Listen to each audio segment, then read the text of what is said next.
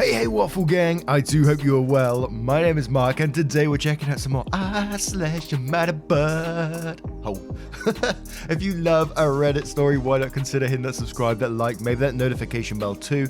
Let's crack straight on with today's stories. Much love to you all. And the first story comes from Tammy Lauren, who says, "Am I the arsehole for calling my brother-in-law out for his weaponized incompetence and calling him pathetic at dinner? I, female 24, have a sister, female 32, who has a husband, male 38, who is the poster child of weaponized incompetence. They have 4 kids, female 10, male 8, male 5, and female 3. And she's pregnant. Busy family. My sister works a full-time job, 40 plus hours a week, cleans her entire house, cooks, takes care of all her children without him doing anything. It is seriously mind-blowing that she wakes up at like 4 AM, cooks breakfast, does chores, gets all of her kids ready for school, takes them all to school and daycare, and all he does is stay at home and work. And when his kids get home, after my sister picks them up of course, he will play with them for a little and play video games until he falls asleep. She actually makes more than him. My fiance, male 26, and I had to stay with them for 6 weeks while our home was being renovated, and since we both work from home, we helped her, and it is amazing how much happier she is when she has help. I helped with the kids, and my fiance even drove her to doctor's appointments. Her husband literally only acknowledges he is a parent when his family is around. Then he is a God-fearing, hard-working father of 5. He is the one that wanted more kids. She wanted to stop after her last baby, but he needed more boys. I am seriously concerned not only for her, but her kids as well, because now her oldest is seeing what's happening and trying to help, but my sister is prideful and refuses to let her child do anything. Me and this man have never gotten along. He's been acting like this since their 8-year-old was born. I've tried talking to her about leaving, but she doesn't want her kids to grow up in a broken home. And unfortunately, her experience with her parents' divorce was completely different than mine. So she doesn't understand that a divorce would benefit her kids here, because she thinks they need their mum and dad together. Cut to this past weekend. Her and her husband threw a pre-Thanksgiving potluck, where her entire family plus his was there. I stayed with my sister a few days before because I knew he wouldn't help.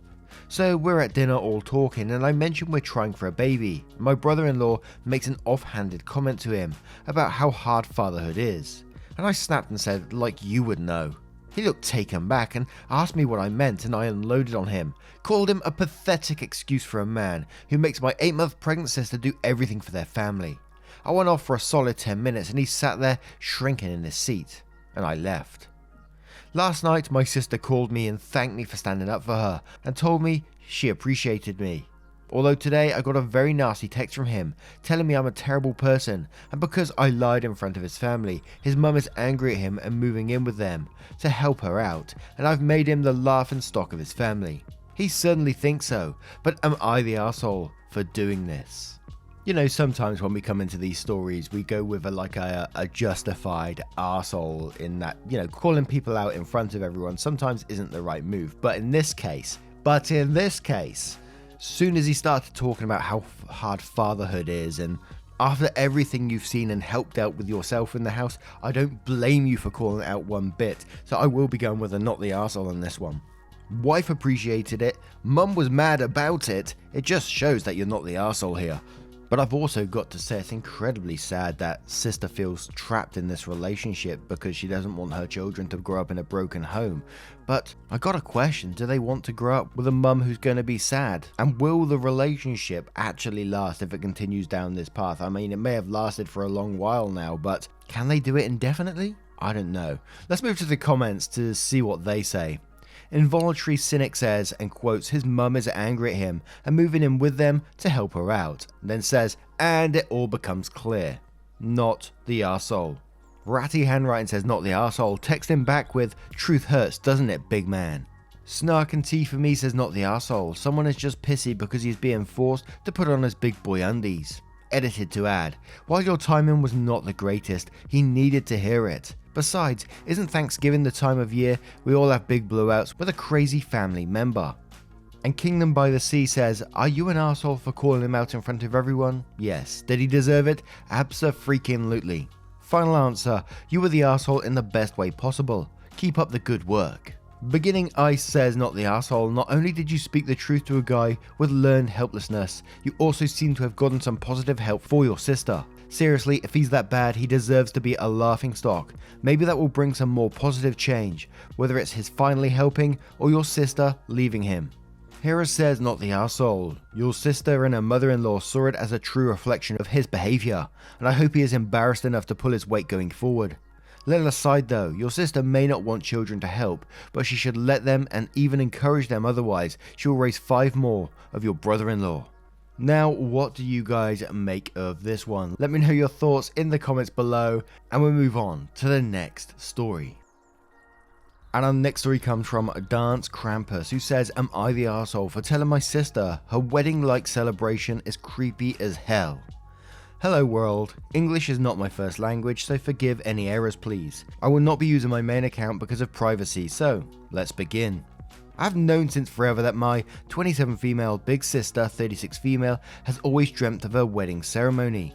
She loves big parties in general, but weddings are her drug of addiction. The flowers, the cake, the dress, the venue, all the preparation. This woman has served as the unofficial wedding planner of all her friend group, 12 in total. Sadly, my sister has not found a guy she wants to spend her life with, and while it seems being single is not a problem for her, I think the fact that she is the only one of her friends without a wedding broke her mind. Why, you might ask? Because of Christmas Wonder Jubilee, a magical winter ceremony. Not the real title, but believe me, it's just as cheesy. Yeah, she decided to suddenly host a huge party in honor of Christmas and all the good fortune I had in the year. And guys, just let me show you some of the things she is having at this party. A winter committee, formed by her best girlfriends and family. Yeah, I am there. We will wear matching dresses and we are helping with all the logistics. A private mass on a fully decorated church. She expects all the attendants to come before the actual party, because we obviously have to thank God. She has already talked to the priest so that she has a special speech during it. The bridesmaids, the winter committee, will be cited in front of the entire congregation in places of honor. A venue which is coincidentally in one of the most famous wedding venues in my town, fully equipped to receive 120 guests, including her friends, our extended family, people we haven't talked in years, her co-workers and her boss. A first dance. She has a professional dancer, will have the first dance of the party, which is the most convoluted waltz I have ever seen in my life. Speeches by myself, our parents and some others, all dedicated to the good fortune in our family, and you can also talk about me if you want, as the hostess obviously. You see, she is going nuts, and while I have stopped myself from saying anything because I know this means a lot to her, the drop that spilled the glass appeared yesterday. Her dress. It's a wedding dress, there is no way of pretending it's anything else. A full-length white gown full of embroidery. I could not remain silent anymore. I told her that if she appeared with that in the church, all the guests, including her boss, will see that this is just a weird no-groom wedding and will think that she has gone insane. Obviously, this ended in a huge fight between us and, until new order, I am banned from the wedding. I mean, the Jubilee. Everyone, from her friends to my parents, are saying that I'm the arsehole for confronting her, but come on. I can't be the only one that sees this as crazy. But Reed Shannon Tierney says, no one's an arsehole here, you're not wrong, but let her have whatever silly and bizarre party she wants. For all you know, single and loving it parties will catch on, and she'll have started a trend. Sweaty Fig 3000 says, yeah, she's having one of those marrying yourself things. I think they started about a decade ago, possibly in Japan or South Korea. It's just a big party and it sounds like it might be fun. What you need to ask yourself is, are you going to crap on your sister in a special party, or are you going to support her and have fun? That's all you really need to decide. There doesn't need to be confrontations or shaming or criticizing or anything else to make her feel badly. You're the arsehole, stop making it about you and your opinions and support your sister. And Ellen Nort says no one's an arsehole here, but I don't think you're an A for thinking she has gone insane. To be honest, this post filled me with sadness. But your sis is also not the A for being a bit mind broken. But honestly, if the party is definitely happening, the only thing you can do at this point is to support her because she clearly needs support from family and friends. Teddy Bell says you're the arsehole. It sounds like a fun party, and if you're not planning it or paying for it, why do you even care? If you think it's weird, that's fine, but let her have fun. Glitter Sparkle Divine says, is her party hurting anyone? Is she planning a ritual sacrifice or something? Or do you just enjoy poo-pooing on a good time? You're the arsehole. Bazodi286 says, if your sister can't give you a figurative slap to bring you back to reality, no one can.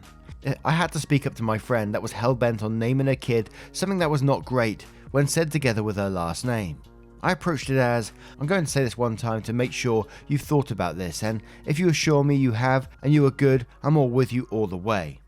So there might be a less confrontational way to say it, but as a sister, man, you have to say something. Borderline, not the arsehole. Big Orange T says you're the arsehole. Why you believe you are being kind by calling this out? She just wants to have a special party with the people she loves. Let the poor woman have this. She isn't doing any harm, and it's unlikely this will have any ill effect. Her co-workers may think she's a little eccentric, but as long as she's doing her job well, it is fine. Lay says no one's an arsehole here. If she wants to have a solo wedding type party, that's her prerogative. She's definitely going overboard in my opinion. But if she's footing the bill, then whatever. You also don't have to participate though, because you don't want to be a part of this. The way you said it was pretty extreme and could have been more polite, but I'm also unsure of how she requested you and everyone else take part in this, which would make me prickly as well. Now, what do you guys make of this one? It seems like it's a you're the arsehole. But let me know your thoughts in the comments below, and we'll move on to another story. And our next story comes from Desperate Links 427, who says, am I the arsehole for throwing water on a kid who kept doing ding dong ditch? Due to job opportunities, we recently moved into a new neighborhood. While most things were going fairly smoothly, we'd at around 4 PM hear a couple of knocks on our door. When we went to see who it was, to our surprise there wasn't anybody there. It was only until a couple of weeks later that we thought there could be the possibility of someone doing ding dong ditch. We just never thought of it as everyone here seemed really relaxed, so ding dong ditch never crossed our minds.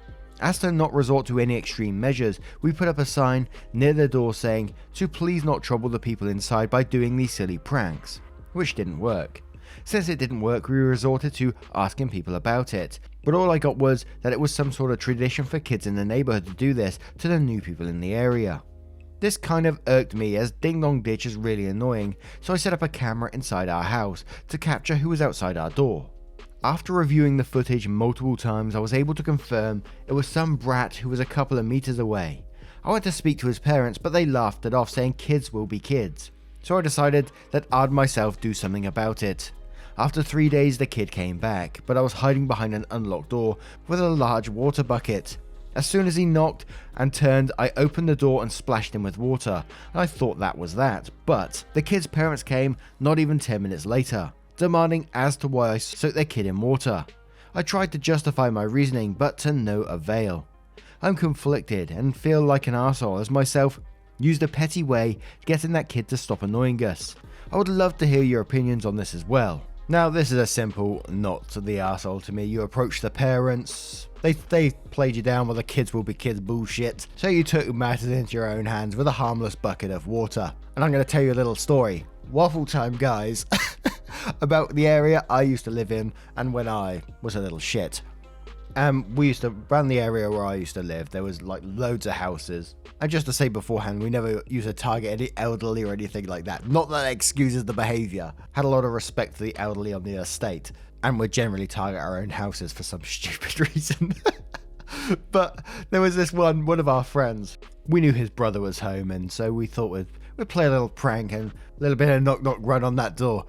So we did it a couple of times and we was absolutely having the best time annoying this brother. He was shouting, will you guys piss off? Adrenaline was pumping. We've already done it twice. Do we risk a third time? One of my friends, who I'll call John, was adamant. We're going for a third time. We're going to send him over the edge and make him chase us. But little did we know, it was all about to go wrong. To get to this front door, there was a bit of a corridor you had to go down. Yes, and it's a fairly lengthy corridor, so with only one way to escape. So, like the bunch of idiots we are, all 5 of us walk down this tightly packed corridor, not knowing there is something waiting for us, preparing to ruin our day. We get to the letterbox, and just for clarification, I don't mean to be rude or anything like that. A letterbox is a flap on the door where you put mail through, so there's not like a mailbox out on the curb. The mail goes directly through the door. Apologies if you already knew that. I thought I'd just clarify that. So, we've all crept up to the door. We're stood outside like idiots for a third time. Why are we doing this? Looking back, I'm just thinking, Mark, you bloody idiot. My friend John, hand trembling, puts it towards the letterbox. He lifts it up, and just as he's going to push it down, a broom handle comes flying out the letterbox and cracks him straight in the nuts. The broom handle suddenly gets retracted, the door opens, we run for it, and suddenly I'm getting pelted with conkers on the back of my head. Where he got the conkers from, I don't know. John's been abandoned, he's on the floor. The other friend's brother stood over him, manic laughing, throwing conkers still at us. I'm running with my hands on my head, panicking. We finally run off to the park that's, 200 meters away from this house, and just calming down from the action that just happened. And, after about 5 minutes of just talking and gone completely off the subject now of what happened, we forgot our friend. We never saw what happened to him the rest of that day.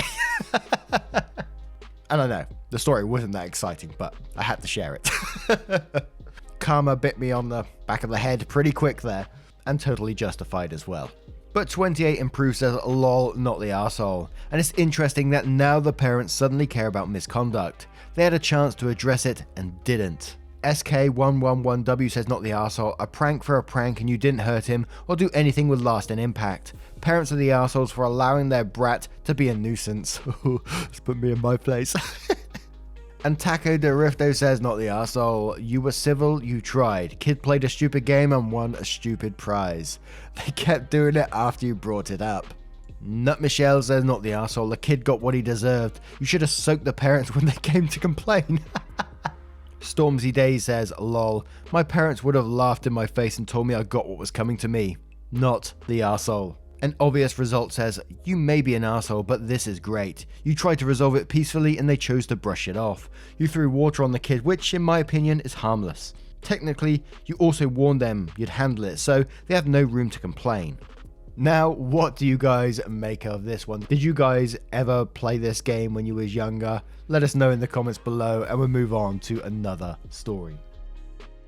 And our next story comes from Midnight Cravings 1, who asks, am I the arsehole for making my cousin angry at her husband for not getting her pregnancy cravings for her? I've had a lot of weird and oddly specific pregnancy cravings. So far, my husband has gotten me every single one without fail. A few days ago, my cousin, who is also pregnant, and her husband were visiting. While they were here, I got this random craving for these brownies I had from a bakery in France. I mentioned it to my cousin and her husband because I wanted to know if she was also having these oddly specific cravings. She told me she did, but it was torture because her husband almost never got them for her. I said that wasn't nice of him and I would be upset if my husband acted like that. Her husband got defensive and said he actually got her the food she was craving a lot and that there was a limit to how many times he should be expected to run around after the food she was craving. He kept telling me my husband wouldn't get me my French brownies. We live in Europe, but not France, even though I knew he would, because I've had even more ridiculous cravings before, and he found a way to get them for me. I told him I would ask my husband, since he never believed me to prove a point, and he was also confident that my husband would say no, which he obviously didn't. The brownies came after several hours, and the longer it was taking, the more arrogant her husband got, so I was very happy when they arrived. My cousin was visibly pissed at her husband for the rest of their visit. My cousin's husband asked my husband if he had got them just to prove my points, but my husband said he got them because I said I was craving them, and that French brownies were much easier to get than some of the other cravings I've had. Cousin's husband asked about what other cravings I've had, and was pissed when he realized I knew I would get the brownies if I asked. Before they left, he called me out on setting him up to look bad, and claims his wife is mad at him because of me. Am I the arsehole? Now, I may have read this completely wrong. I know you said you live in Europe, but you asked your husband to go to another country to get you brownies to prove a point. You kidding me?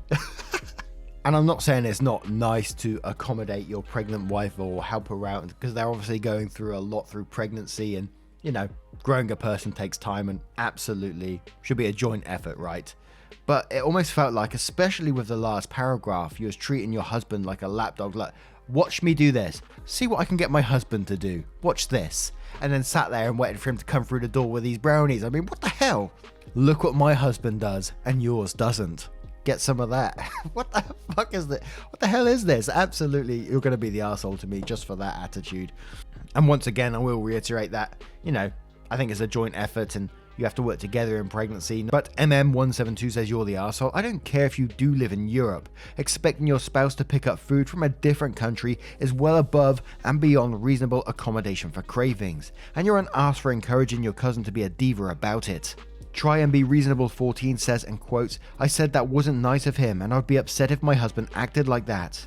Then goes on to say, you're the arsehole. While they did kind of turn it into a pissing contest afterwards, it is still really dense and out of touch to assume or suggest that everyone has the same privileges as you.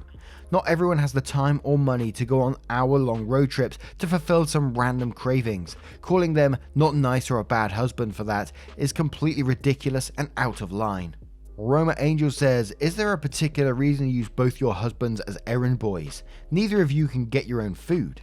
Muskie's fan 1 says you're the arsehole. You basically use your husband as a performance animal to show off in front of your cousin and her husband. It's great that your husband has the ability to keep up with your cravings. Just because someone else may not have the same ability doesn't make them a bad husband or lesser husband. You want to brag and show off and cause a fight between your cousin and her husband. Make no mistake, I understand exactly where your husband is coming from. I tried to fulfill all of my wife's cravings both times when she was pregnant. I would have been upset with her had she used me as a pawn to try and gloat or make someone else look bad though. Instead of appreciating your husband and his efforts, use him to show your cousin how much better your husband is than hers. Good for you, I guess. Hello friend says you're the arsehole. I'm sorry that your husband is spineless to say no to you. There is a limit of how many times a spouse can do craving runs. To make matters worse, it became a pissing contest. You used your husband like a fetch dog to make your point.